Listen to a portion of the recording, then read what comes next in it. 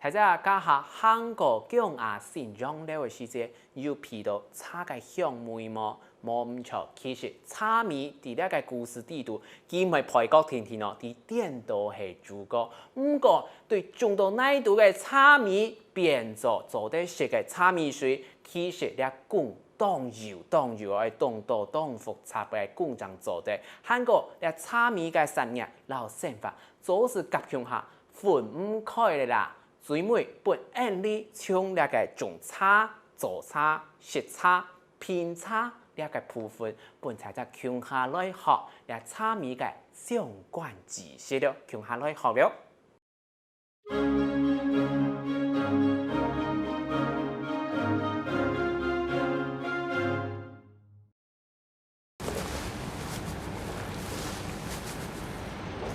人类对日本时代开始到见。北浦人嘅生活就同茶产业连强下嘅。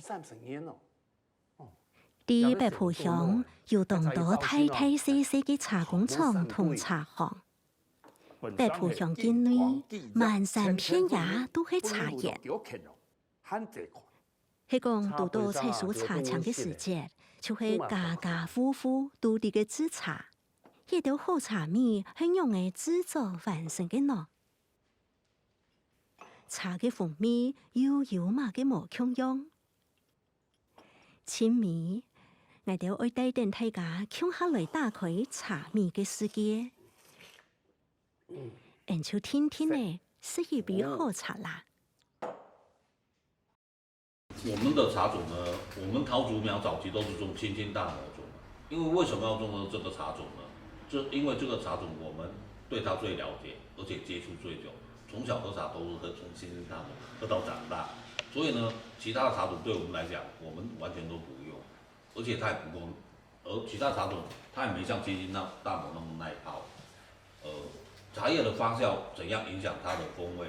其实茶叶发酵是最主要的关系啊，因为我们以前小的时候喝的茶都是发酵度很高的茶，而且呢，发酵度高之后也耐放。像我们东方美茶，因为高发酵之后，我们茶很耐放。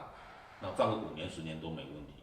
发酵度越好的茶，越成熟的茶呢，它的茶汤颜色，你看，就琥珀颜色，而且发亮，而且很透，它不会有其他的问题。如果今天是轻发酵的话，对不对？它的茶汤一定会带一点浑浊的感觉，或者有些其他的物质在里面。所以我们的高发酵呢，就把茶汤终止它发酵那个部分。做得很好，所以它茶汤才这么清澈。北埔以前做茶都是做这么高发酵的，真的。像我爷爷他做也是做这么高发酵的。那就是近些年来因为比赛的关系，把这个东方美人茶或棒风茶都做得轻发酵化。其实，在我们北埔呢，以前我们从小喝到的茶的风味都是这样的风味，都是高发酵，没有轻发酵的，所以我们家茶很耐放，放 N 年都没问题。北埔的特色，我们家就做当地的特色。我们这个茶种青青大磨种啊，是以前日据时代日本政府在台湾改良的茶种啊。其实它是以前可能是它可能以前的话它是一般的，我们现在讲说，可能早期的话它是没这个茶种，日本政府才来改变这个茶种。因为日据时代那个时候呢，大家都种茶是一个高经济作物啊，大家都种茶。那有些人拿不到好的茶种，他都种野种。那我们讲黄柑啊，跟那个红心仔啊，那个都是比较野种的茶，他们就种那种茶，但是那种茶都已经被淘汰很多了。那到最后，以那个时代背景来讲，种青青大磨是最时尚的事。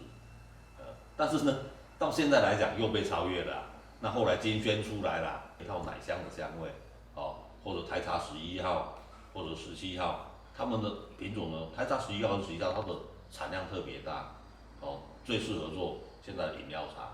我们家的茶没有跟着流行走，还是始终跟北埔人的基因走在一起，都是青青大磨。